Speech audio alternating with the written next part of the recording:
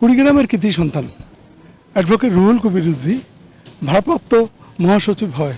কুড়িগ্রামের মানুষ দারুণ খুশি, কারণ তিনি কুড়িগ্রামের সন্তান। আমরা প্রধানমন্ত্রী তারেক রহমানকে কৃতজ্ঞতা জানাই।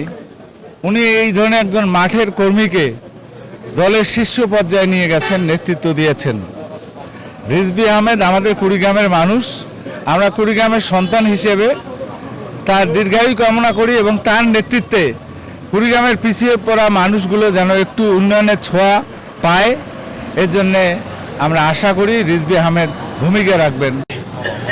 কুড়িগ্রাম জেলার কৃতি সন্তান, বাংলাদেশের তৃণমূল নেতাকর্মীদের ভালোবাসার মানুষ, আমাদের সকলের প্রিয় নেতা অ্যাডভোকেট রুহুল কবির রিজভীকে বিএনপির ভারপ্রাপ্ত মহাসচিব হিসেবে মনোনীত করায় আমরা কুড়িগ্রাম জেলাবাসীর পক্ষ থেকে, কুড়িগ্রাম জেলা বিএনপি পরিবারের পক্ষ থেকে আমরা আমাদের দলের চেয়ারম্যান মাননীয় প্রধানমন্ত্রী জনাব তারেক রহমানকে আন্তরিকভাবে অভিনন্দন এবং কৃতজ্ঞতা প্রকাশ করছি।